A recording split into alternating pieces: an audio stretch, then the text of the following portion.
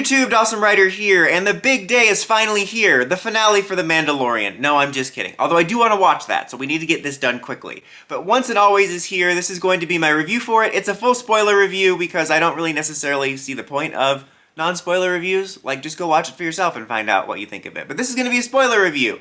So, you know, if you haven't seen it yet, unless you just like to be spoiled on it before you watch it, you know, stop the video, go watch it, and then come back to this. I'm going to structure the beginning of this review kind of like just a normal review, talking about the story and reviewing it as I go. And then I'm going to talk about a couple points I wrote down here about like the music and the look of it and all that. And I'll probably forget some stuff, and I'm planning on doing at least a couple more videos about this. Most notably, I want to do like an everything I liked about it video where I can watch it and take some notes. I didn't want to take any notes when I first watched it just because it was a special experience and I didn't want to take away from that. But you don't care about that. You care about the episode. So, where we last left off, Din is captured.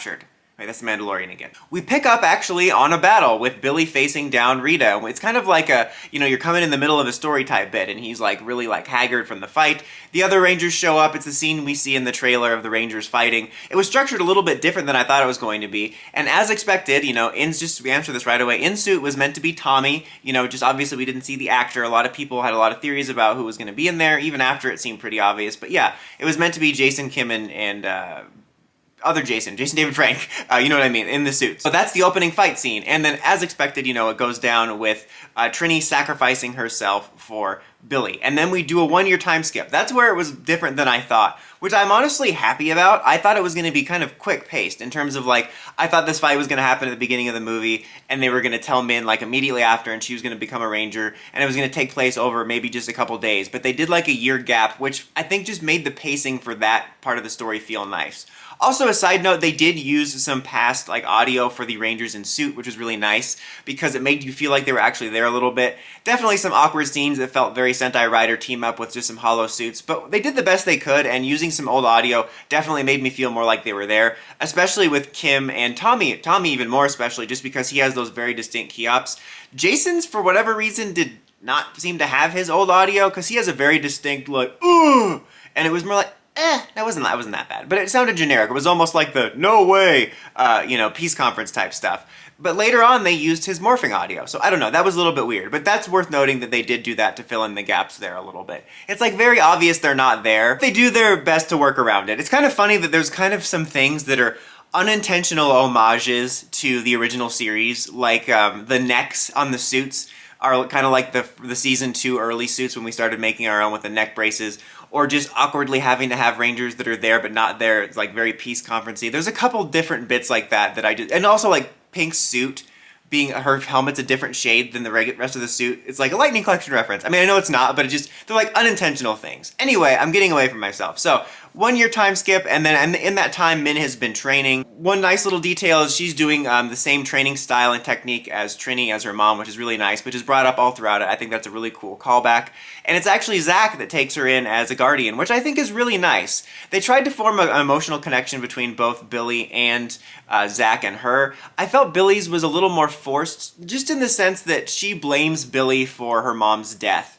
And then she seems to forgive him after finding out he was trying to bring back Zordon. If anything, that would have made me more bad. I think just that scene where she finds out what his goals were could have been a little bit different. I don't know, I was just, maybe I'll be better upon rewatch, but I felt like that sort of forgiving and bond felt a little forced, but I did really like the connection between Zach and Trini, and I really liked the scene at the beginning when she finds out. It's kind of like they're trying to discuss like the best way to tell her how Trini died, and then she winds up overhearing their argument. And I'll talk about this with the looks, but the scenes with them felt very cinematic and very mature, which was really nice. And man, oh man, you know, they can use the words kill and death. It almost seems like they were using it too much. Maybe it's just because I'm not used to hearing it, but it seemed like they were like in a scene, they're just like, kill, kill, kill, kill, die, die, die, die, die, kill her, die, die, die. Like it was like, oh my god. Again, maybe it's just because I'm not used to hearing it, but I feel like I heard the words kill and death a lot. Like, every 5 minutes, Rita's like, did you hear I killed Trini? Like, killed, death, murdered. I don't think they used the word murdered. The bottom line is, Zach took Trini in. I thought that was a nice beat. Some people were wondering if she was going to be Zach's daughter because in the comics they're together. Again, different universe. But I don't think that was a comic nod, but I felt that was a nice nod to their connection and a nice beat for Zach. We also find out that Zach was a congressman, and he sort of gave some of that up to look after Min. Nice little kind of bit of, and they have a couple of these like forced dialogue where it's just to tell the audience what's happening, which I honestly don't mind because I'm like desperate for those crumbs when past characters come back to find out like what they've been up to. And so I like finding that out about Zach. And I think that that kind of fits, you know, in a way, because again, in the comics, I know, different universe, they show that like Zach and Trini found some humanitarian work after the peace conference in the original timeline before Shattered Grid stuff. And I think that him being a congressman, I can like fill in the gaps of like, yeah, he like found other ways of helping people at the peace conference and became a congressman. I feel like not every ranger needs to go on to do amazing things though. Like I think it would be fine if one of them went on to work at like Dunder Mifflin afterwards. We don't really find out what Trini did after, other than being a mom, which according to Dwight Schrute is the easiest job, so what the hell was she doing with her life? No, I'm just kidding, but you know what I mean. Anyway, I feel like this review's gonna be so long because there's so many little details within everything. But bottom line is, Min's been training. She wants revenge on Rita. It's a classic story of she wants to be a ranger and get revenge, but it's like, oh, you shouldn't get revenge and you're not ready to be a ranger yet, and all that type of stuff. And it's weird that there's like a year gap because Rita's like, oh, I'm going to the dark dimension, and then she just disappears and like they don't find her within a year, which is kind of crazy considering the way Power Rangers usually plays out. But then she ambushes the Rangers at Rita's grave, which I guess was an mmpr Season 1 team invite only. And as I said, they use the old audio for the morph so you know that they're all there. That's when we have Tommy, Kim, and Jason getting kidnapped and put in the machine. And then Billy and Zach are able to escape in the Rad Bug with Min, which sets the stage for it. And they activate that Bandora protocol, which alerts all the Rangers to apparently go to some sort of stations. And the stations for Kat and Rocky are, I guess, this command center, which the command center is actually Cranston Tech, which is really cool. It's not just like, oh, we made Command Center 5.0 or whatever. It's Cranston Tech, and the command center stuff is in the basement. Really cool stuff here they set up with Billy. Like, people have brought this up before, both in theories and like wishes or whatever, but it's very like Tony Stark feeling where he has this Cranston Industries, he's made all this stuff, really expanding off of his role in the series as someone who created tech and having the Secret Ranger business. And you can kind of fill in a lot of gaps with the lore, which I think is cool, which I'll get into when I talk about some of the sort of answer questions part of the review. That's how we fill in the gaps. We get that same scene from the preview with Kat and Rocky getting their powers, and basically, as they explained in the preview clip, they're using the powers. They created proxy powers effectively, which is also something they did recently in the TMNT comic, the idea of shadow morphing, basically that you can draw from the same power source, you know? And they bring up the dangerous energy thing, but I'm just going to assume that so long as you're not using it at the same time, it's fine. It's just like having two different doors to a house. And they also explain, like, in a way, why, like, Kat and Rocky would not use other powers that would be at their disposal, such as the Zeo powers, Turbo powers, maybe Rocky's Ninja Coin if he somehow had it, by wanting to use the Dino Megazord, you know? That could call into some nitpicky stuff of, like, couldn't they just pilot it with the Turbo powers? But obviously, they're wanting to use the MMPR powers because it's a reunion special. I know that. I just love the lore, and I actually like the way they did this. I think it was clean and simple, and for the most part, you could fill in the gaps yourself. So, and with the Bandora protocol, I think can also answer the question of like why other Rangers were in certain places, because we see later that Rita is powering her machine with the Rangers' energy, and she captures more than just MMPR Rangers, as we saw in some of the trailers, having, I think, Lunar Wolf is there, some Beast Morphers Rangers are there, a couple Dino Thunders, Phantom Ranger, oddly enough, and the Galaxy Rangers, which always raises a funny question, because it's like, dude, they're supposed to be on Miranoi, and they made such a big deal about not being able to get back home. But they've been back so many times that it's easy to understand why they would be here. I'm going to assume the Bandora Protocol, for whatever reason, brought those Galaxy Rangers to Earth. But it's not as if there isn't precedent. You know, they showed up for the Lightspeed team-up, they were here for Super Mega Force, so I'm going to assume it's just super easy to get back. You know, people have brought up questions of like, why isn't Billy on Aquatar? I'm like, well, dude, he took a ship there, he could take a ship back. We do get a new Morph Sequence, which is very much an homage to the original. I have mixed feelings about it. Like, it looks in a way somehow worse than the old one, but it's also kind of neat to see an update on it. Honestly, the coolest thing about it, in the nerdiest way, is hearing Kat say pterodactyl because it just never happened in the show. I think Adam's Once a Ranger Morph Sequence was better. I think everything about Adam's return was better in regards to just the MMPR team. Like, he got a cool new Morph Sequence and an awesome theme. Not saying, like, just that was better than the whole special, but just, like, I thought that was better. Regardless, it was cool we got a new Morph Sequence. They do have some Instamorphs too, which are a little bit awkward. Like, it felt like it takes a minute for the Instamorph to catch up to their movements. But anyway, so we Instamorph, we go to the putty fight we saw in the trailers, and then they have to demorph rather quickly because that's how they're tracking them. You know, that they're morphing and they track their morph movements. I think that was primarily an excuse to, like, get them out of suit, kind of like when Spider-Man takes off his mask in the movies, so you can spend more time with the actors, as that's why you're here. But there's some pretty cool stunts within there, and that overall, I'll bring this up again later, there was some pretty cool choreography in a couple places. Like, I think it's in the trailer, but the scene where Rocky catches a woman when morphed was pretty cool. They get them out of their morphed forms pretty quickly. But then we have to go back to the juice bar because that's where Min is, because she's on the warpath to become a ranger, and she thinks she can defeat the putties on her own. And actually, before we get to catch up with another preview clip where she was being rescued, she actually held her own against some putties at first, which I thought was a nice touch. But she gets overwhelmed. That's when Zack and Rocky show up and have that fight scene. Again, that was a nice fight scene, probably one of the most nostalgia-evoking ones because, you know, the familiar setting, the stunts with the actual actors, not to mention the riff score kicks in there. I mean, that's when we get to, like, you know, Min, this is too dangerous, and she, you know, expresses her anger at Billy and the situation, and it's all that kind of classic lesson and stuff. And then I don't remember if this happened before or after the scene because it's hard to remember the timeline, but this is when we learn of how everything with Rita and Billy went down. Basically, Billy he's obsessed with Zordon. Like, dude, get over it. He was like borderline somebody that should be on To Catch a Predator. Like 5 teenagers with attitude, bring them to my front door.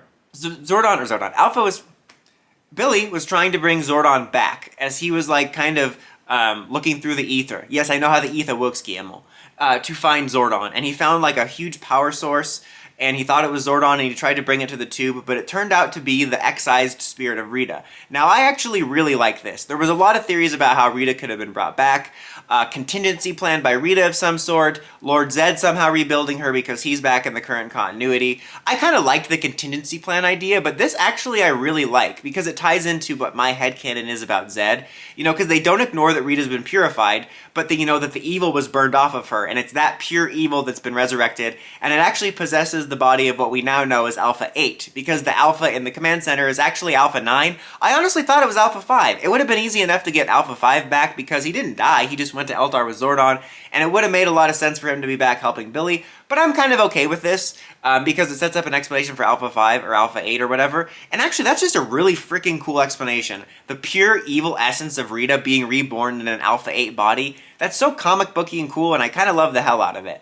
But that's how that all went down, and we find out all about that backstory. And again, it sets up a lot about Billy, which I'll get into in a minute when I talk more about the characters and the answers and stuff. But that's really cool. But effectively, they set up this kind of master plan to fight Rita and to figure everything out. And the first step is to trap the robo-monsters and this crane, and then they just leave him there, and Min's like, you're just going to leave him there and not kill him? And Billy's not. Billy's like, the answer isn't outright destruction. Billy, 5 minutes later, stabbing the hell out of Rita. But anyway, that was funny. That was weird. Like, not that they didn't destroy him, although they're just robots, they're not real. So, like, if you destroyed them, like, if you were to just blow them up on the crane, it wouldn't be cruel. They're just can openers. Literally, like, on a can opener. But that was weird. Like, you're not even going to you don't have, like, a jail cell or something? I think MMPR had, like, a jail cell. And that was weirdly awkward. It was mainly set up so that Min would go out there to fight them, because then she's like, this was a weird scene, because they have a nice scene with her and Zack where he talks about, like, the real responsibility of what it's like to be a ranger, right? And he's like, you know, it's not just revenge and fun, it's serious business. And then she's like, Zack told me what it's like to be a ranger. And that means she's gonna go out and fight the defenseless robots. That seemed really weird. And there was like a scene on the way where she takes the rad bug, where she runs into this couple who this guy's boyfriend's being attacked, and she like saves them on the way. And the pacing of this felt weird in the sense that I felt like it was meant to be like she's going to get revenge, which again was weird because it's like she just got this speech and then she takes that to mean, okay, you told me what it means to be a ranger, which means to do the exact same thing I've been doing this whole time. But I thought this was meant to be like, okay, I'm going to do this selfish thing, but then on the way, I'm going to help these people and find out what it really means to be a ranger. But she just kind of helped them on the way. So I don't know, I thought that was awkwardly handled. I feel like in general when it comes to Min's story, I understand what they're going for, but I felt like the pacing of it and how it worked was awkwardly handled. I felt like there was a foregone conclusion and the pieces there didn't all click together, in my opinion, just in regards to Min's story, especially with this beat, because it's all just meant to be about her being kidnapped by Rita, while the other Rangers use the other half of their plan, having lured everyone away to use invisibility to get into the command center, or Rita's command center, Bandora's palace, where they find out her plan is to travel to the past, to rewrite history, effectively. And then she comes back with Min and, initiate a fight within there. And that's where the final climax happens, is at Bandora's palace, which, again, it makes everything feel really small scale there. And, in the scene here, the history repeats itself where Billy's in danger again. Dude, Billy's still getting in danger. He got all muscled up and he's got a Tony Stark, operation, and he's still getting saved. But he's about to get blasted again, and this time Min jumps in front of him, but the Morpher actually protects her. Now, there's some cool stuff about this, but also some kind of mixed stuff. Again, the pieces are all there for Min's story, but I feel they don't click. I just feel like her being like, man, Billy, this is all your fault. He's like, well, he's trying to bring back our mentor. So she's like, oh, I didn't realize. It felt awkward. Again, I know what they were going for. I appreciate what they were going for, but for me, it didn't click. Also, just on a super nitpicky level, how the hell did Trini full-on morph not get protected from this blast, but just the morpher in her pocket did it? Again, I know what they're going for, but this the logic of it is a little bit strange. There is this kind of cool thing, though, when she wakes up and, like, you see her eye open and there's all these memories of Trini. For a split second, I'm like, oh my god. Are they going to have, like, Trini possess her daughter for a second? I'm like, that would be kind of cool but weird. I don't want them to do it, but, like, also, are they going to do it? But they didn't. It was just kind of like she got her memories from Trini's connection to the morphing grid, which I actually thought was kind of cool. But then that sets up for her big morph, and we have the full team finally together. Final battle. They do pull out their power weapons. That was a complaint immediately. People were shrieking in the comments of the preview clips and the trailers of them. Why don't they ever use their weapons post season 1? So they used their weapons. It was cool. No sparks, so 0 out of 10 isn't even Power Rangers, but they actually had some pretty sick moments. Again, Billy straight up stabs Rita in the back. It was badass. I kind of wish that would have been her end. Rocky stabs the final monster. He's like, that was pretty hardcore. Kim destroys the machine, and she's like, you have failed this city. And that's exactly how she said it. That went down. And then they have the Megazord fight on the moon as well, where it's initially just Billy and Min piloting. They do establish earlier that they're able to pilot. That's actually funny now that I think about it. They established, like, oh, we worked on it so that we can get them to pilot it without all 5 Rangers. But also, we need all 5 Dino powers because reasons. Anyway, there's a lot of little plot holes like that. I'm not bringing it up in a way that I'm like, this sucks, but it's just funny to think about. But the Zords, we know they're all CG. We saw a glimpse of them in the trailer. Very hit and miss, very much like, you know, Sentai CG, where sometimes it looks not bad, sometimes not so great. I think a couple of the shots of the Megazord look pretty good. I like the overall model of the Megazord, which is apparently based off the Lightning Collection, which is a cool touch. And the scene where the Zords all appear, you know, like the summoning scene that echoes the original, I really liked. Very nostalgic. I liked that a lot. They finally defeat Rita with Zach actually being the one to blow her up after Min pins her down. That sounds weird. I kind of wish it would have been Billy stabbed just because it was so badass. But they do seem to kill Rita definitively, although maybe somehow Rita returned. I just feel like with having that suit and having her around, that they would want to bring her back for Cosmic Fury. Again, they didn't bring Zed up at all in this, which, you know, it's funny. I'll talk about this in a minute, but connections to Cosmic Fury is kind of a funny thing. But they do seem to have destroyed her, which they very much so put a button on things or a bow on things, period on things, whatever. They put an end to things where this feels definitively concluded, but not in a way that it's not open for more adventures. But they destroy her, you know. I haven't even mentioned all this time, of course, Adam and Aisha are in this. We don't get a lot of details about them at all. They have the SPA badges. They're apparently in space. They bring up fighting the Trubian Empire, which is cool because we're 2 years away from SPD if this takes place in 2023. And that they're on their way. And they're basically on their way throughout the whole episode. We flashed to them several times in the episode. We just watch them in the car like this. No, we don't. That was a joke. So if you haven't seen it, that's not in it. So, but they just show up at the end. And they like, oh, we're healing all the other Rangers on Aquitar. I'm definitely disappointed that they weren't in the special more. This was definitely very Season 1 focused, obviously. And, you know, this is obviously true, but it's clear that Kat and Rocky were just there because they couldn't get the other 2 back. And I feel like it was a missed opportunity to feel like you were honoring the entire 3-series run, bring up a little bit more about the overall 3-series run, and maybe even have some more nice scenes between the Rangers that didn't get to interact. And even stuff like Adam and Aisha only being there for basically an Easter egg level cameo felt like that. Especially, like, you know, to be fair, Adam did get highlighted in Once a Ranger. I like Adam, and it would have been nice to see him highlighted, maybe show up earlier, have a couple nice scenes with the characters, maybe one little civilian fight scene. I didn't necessarily expect outlandish theories like him using the Green Ranger coin or getting his own Ranger form or something. It would have been cool to see. That's just more fun fan speculation. But it would have been nice to see more from him in general, you know, even if he's gotten more focus in the past. And Aisha, who also, much like Zach and Billy, hasn't been back in a really long time, so it would have been nice to see a little bit more from her. I wasn't expecting her to go out and fight, but a couple more nice scenes would have been nice. Again, very Season 1 focus, which makes sense, but since you had, like, a plethora of characters there from the entire legacy, I think there were some missed opportunities there, and I was a little bit disappointed by that. And, you know, speaking of explanations, I suppose this would have been awkward, but I definitely would have wanted a little more clarity about Aisha, because her situation is all kinds of timey-wimey. They did kind of address some stuff with Billy where they mentioned Sestria, and they're like, Sestria misses you. This is where I was a little confused, because honestly, like, I didn't need them to answer everything about Billy, because just from the special up until this point, I just kind of inferred that they parted ways and he moved back to Earth. But this, I'm not sure what this implies exactly. It for sure implies that Billy goes around space helping other planets. They even give a Miranoi shout out. Finally! Seriously, in this universe there's a full-on like Earth 2 that they discovered in a space station, and it's never mentioned. So they do mention it because he brings up bringing back a souvenir from Miranoi. But this definitely implies that Billy is basically, you know, honestly the new Zordon, but better, where he set up this ranger network. And it seems like he goes around traveling around helping other rangers and people. But I don't know what it implies about his life on Aquitar. I don't know whether that means he still lives on Aquitar and he has a home with Sestria, or whether they just broke up and they're still on friendly terms. I'm a little bit confused by all that. But the last scene is at the juice bar with Min, Zach, and Billy, which is a really nice scene. Nice way to end it. I was immensely surprised, which I'll get to in the music in a second, that there wasn't any classic juice bar music, but it was a really nice scene. And, you know, as I said, I felt a little bit of the resolution with Billy and Min was forced, but it was still a really great scene as they, you know, remembered Trini, that felt like they were both simultaneously remembering the character and the actress at the same time. And, you know, they even had the cups that looked exactly like the old juice bar cups. And this is totally unrelated, but before I forget it, there was a Bulk and Skull shout-out that showed that they own a sandwich shop, which I don't remember if that's in line with the Forever Red appearance, but I was kind of surprised they didn't get these two back. I honestly thought they were going to make a surprise cameo, but at least they called them out and there was a brief even musical cue to it.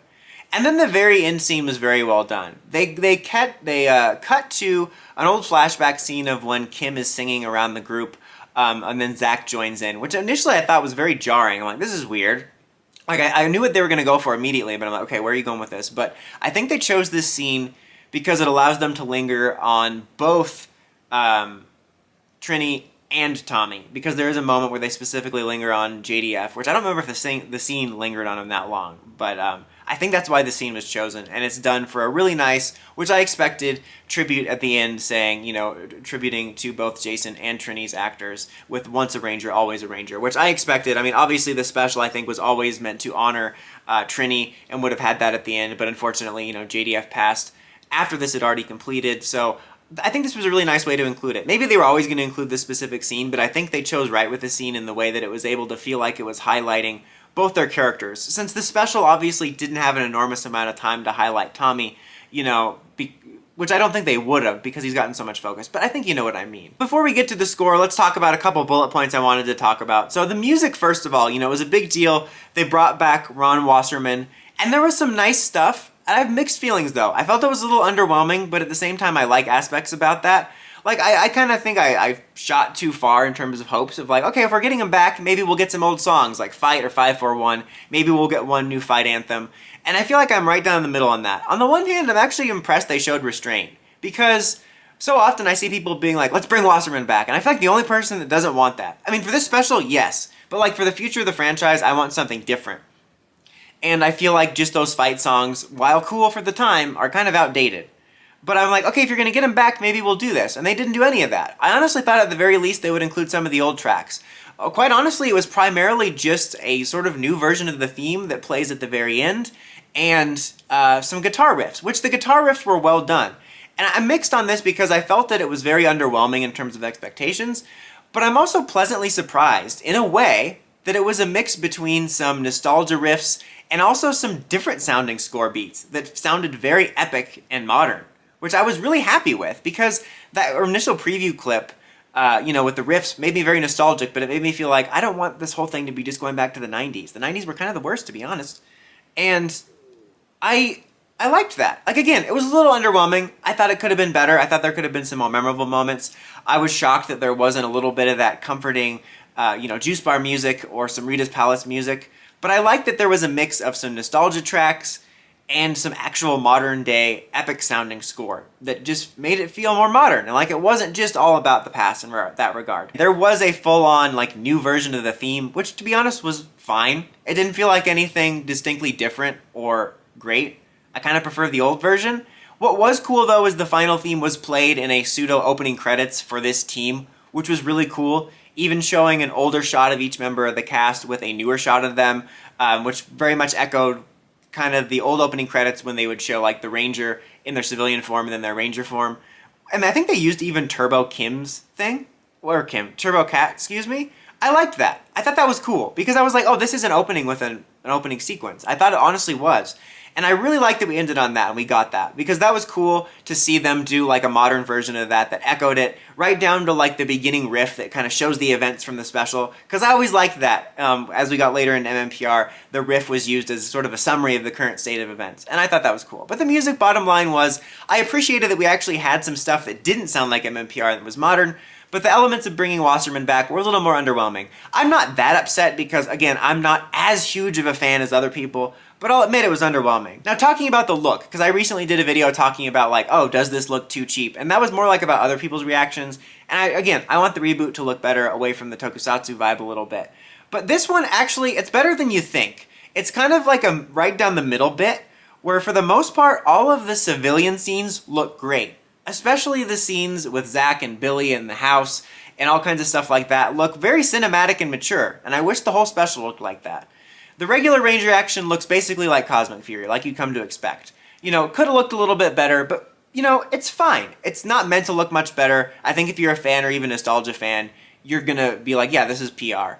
I really wish they could have had more time to work on this and married the more cinematic look of the civilian scenes with the Ranger scenes, but it's a lot better than I would have thought, as well as basically to be expected. But again, the civilian stuff looked really good, and I wish the whole special looked like that. As far as performances, you know, another thing about the acting, honestly, no. All due respect, not being mean, I felt the weakest link was honestly Min. You would have expected maybe some of the older rusty actors, you know, because they got some heat in the trailers. And there's some mixed parts. It's PR, you know, it's kind of par for the course. I hope that's not the case in the future. Like, that's something else I want out of the reboot, is I don't want it to be a foregone conclusion that the acting is spotty. But for the returning actors, it was honestly all fine. You know, there was a couple mixed line deliveries, but for the most part, it was actually better than I expected. There was a couple awkward moments, but for the most part, Zack and Billy slid into their roles perfectly. Like, really great. They were the standouts for sure, which is something I want to talk about in a minute. Kat was fine, nothing huge standout, but nothing too awkward either. Honestly, the only awkward part was her ADR. It just sounded weird. It also is worth noting with Kat, even though they don't directly look at the camera and she's like, oh, bloody hell, I'm married to Tommy. I don't know, she's like English in my version. They basically do confirm that they're married. There's a lot of like the haters out there that are like, they're not married, it's not confirmed. But she brings up JJ, you know, she's got the wedding ring. They very heavily insinuate the relationship with Tommy, and she even says, you know, I'm not going to tell JJ about his father. It's confirmed, guys. It's canon. Like, not, and people can be like, oh, Soul of the Dragon's a comic. It's not canon because I don't know why everyone hates the comics. But like, they even had it in Dimensions in Danger, guys. It's there. They're married. Get over it. Honestly, I'm just not that invested in the shipping stuff. I always preferred Kat with Tommy, but if they had like retconned it and he ended up with Kim, I wouldn't have cared. Like, they're just not about the shipping. Rocky was a lot better than I thought. He came off as really awkward in the trailers, especially in the voiceover, but like, there was a couple line deliveries that were awkward, but actually his voiceover, like in the Ranger suit, sounded way more like the old Rocky than I thought it was going to, and made me feel much more nostalgic and comfortable with the character. And it's not like Steve Cardenas gave the performance of the year, but he had some moments that felt more natural and much more classic Rocky. Like, he shows up and like, come on guys, I was about to warm up my food and play pachinko. He didn't say the pachinko part, but also the pachinko episode in Die Ranger, like, stuff gets real. And he makes a couple moments like that they're not like, oh my god, that was so funny or so well done. But yeah, it was a lot more natural than I thought. But yeah, Min was the most awkward part. Sorry, no offense. Actually, like, let's be fair. The human scenes, that's a weird way of saying it, but the civilian scenes with Zack and Billy and all that felt fine. Felt basically on par with any other PR performance. But it was the action scenes when she was training that was just so forced, and if it was, I'm sorry, it was just awkward for me. I'm not trying to be mean, it just was. It felt like overacting, but like restrained. And it made the triumphant moment where she finally morphed feel underwhelming. I don't know, that was the weakest link. I'm sorry it was. It just felt awkward. Just in regards to the delivery of when she was trying to be serious. Like, again, I was surprised that was the weakest link. You are the weakest link! Goodbye. Sorry, I can't say weakest link without doing that bit. Now, as far as connections to the other lore and answers to the questions, very minimal, you know, basically what we saw in the trailer. There's little Easter eggs here and there. There even was a 2017 movie reference. Don't get excited, it wasn't to the characters. They just said, together, you know, they are more. And that was a nice little call out. I'm sure that was purposeful and I appreciated that.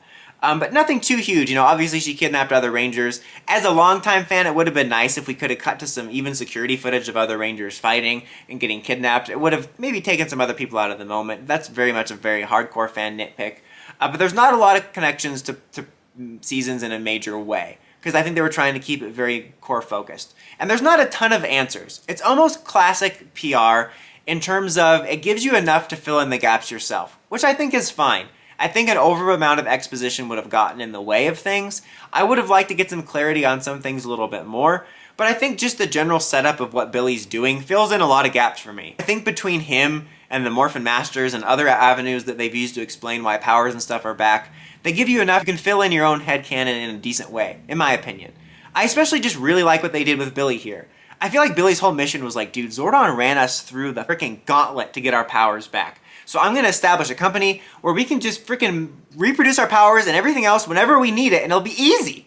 So that's kind of nice. I like what they did with Billy, and I think that, again, setting up that sort of lore where it seems like he's set up this entire system that can resurrect Zords and powers and have a Ranger network fills in enough gaps. I wish something like this had one of those cool visual dictionaries like Star Wars gets, where, you know, some of the Star Wars movies don't exactly always give you all the answers, but if you pick up some of the visual dictionaries and stuff, there's all kinds of cool little lore details that'll fill in the gaps, and something like that for this would have been great. And this doesn't really have any connections to Cosmic Fury or any sets up for the future. Like I said, it kind of does a good job of making sure this has a beginning, middle, and end, where it doesn't feel like oh, are there going to be more adventures? Like the way Dino Fury ended. It's not going to feel like that. But it obviously leaves it open for more adventures. Honestly, the only thing that's left open for adventure is Billy still not giving up on Zordon. When Min mentions the dream about Trini, he's like, well, maybe I shouldn't give up on Zordon after all. How did you make that connection? You didn't connect anything there with those. So they leave that open a little bit. Billy's supposed to premiere in Cosmic Fury, and so I actually think this was well done. Again, it seemed weird to me in a way, but as an overall fan, that Zed wasn't mentioned or brought in just because he's there, and this is an mmpr reunion special and he's actively back. I guess if I, take my fan hat off, if they're trying to make this special for just casuals, it would be too confusing. And I think that part of me thought it would be a missed opportunity to not set up stuff for Cosmic Fury just because you can be like, hey, there's going to be more adventures. But I think the way they did it was actually pretty well handled. Because they ended off, it's not going to confuse anybody or make anybody feel like they're going to miss something if they don't check out Cosmic Fury, but it sets up status quo that the people that are going to be watching this in Cosmic Fury are going to be able to make connections. Like, if the way they established Billy here clearly established him as being able to have a presence in Cosmic Fury in multiple ways. So like, if you're the people that are going to be watching the whole franchise, I think it sets up enough that there can be connections without having to actually directly connect it. But this has been an overly long review because there's a lot to go over, and I apologize about that. But I'm going to get to the conclusion now. Like I said, I'm going to be making more videos about this, including an Everything I Liked one for some more details and stuff. But I'll say I overall enjoyed it. There were some parts that were a little bit disappointing. It felt very small scale in a lot of ways, and very, not in the sense that I didn't mind them, that I minded them honing it in on the MMPR Season 1 stuff, or even just MMPR, because it's meant to be a reunion special. But I just meant the conflict, and even just the battles and everything only taking place within a few rooms felt very small scale. The pacing felt a little bit off. I thought there was some... Again, there's larger opportunities for larger franchise connections, but I think there were some missed opportunities in regards to taking advantage of some of the returning cast from other seasons. With that being said, my favorite part about this was the increased focus on Billy and Zach. I thought their characters were excellent here. Zach and then Billy slid into the roles perfectly. I liked the emotional role of Zach taking in Min, filling in his backstory a little bit, getting to shine with stuff like Hip Hop Keto, but even more so Billy. Billy getting to take on this almost Zordon-esque role with this huge aspect in the lore now and this huge role in the lore, and him basically being the leader was great. And that was really cool just to see, because both of those actors kind of obviously had a mixed past with the franchise and the way they left. But also the characters haven't been touched on in a while, and even though it was disappointing not to see some of the other characters back, most of them, aside from Kim, have gotten a chance to shine in past times and in recent years. As disappointed as I was that Adam wasn't in it more, he got to shine in Once a Ranger. Jason just recently came back, and he also came back for Forever Red. I mean, obviously Tommy has been back multiple times, so it was nice to see two Rangers get the spotlight that haven't gotten it, both in terms of their characters and in, the kind of franchise meta stuff with the actors. So I'm not going to put up my scorecard because I kind of have two scores for this. I would say it's probably objectively more of a 3. It was a little bit of a letdown in some parts, and I felt the emotional through line with Min was a little bit mixed. But as a fan, I want to give it a 4. Because even though the Min stuff didn't work for me as much as I thought it was going to, I appreciate the story they were going for that as a way to honor Trini. And most of all, they just did a really good job with the Billy character and the Zach character, and they brought back a lot of great kind of nostalgic feeling, but it didn't feel like it was only going back to the past. It felt like a really nice update doing the best they could with this. And I really enjoyed it as a fan. So it's a 4 out of 5 as a fan. Again, overly long review. It's going to be like 30 minutes or some nonsense. I'm sorry about that. But what did you guys think of the special? Let me know in the comments as always. I got more videos in the pipeline. But until next time, don't forget to like, comment, subscribe, and climb the steps and ring that bell so you get notifications for my videos. Dawson Ryder, signing out.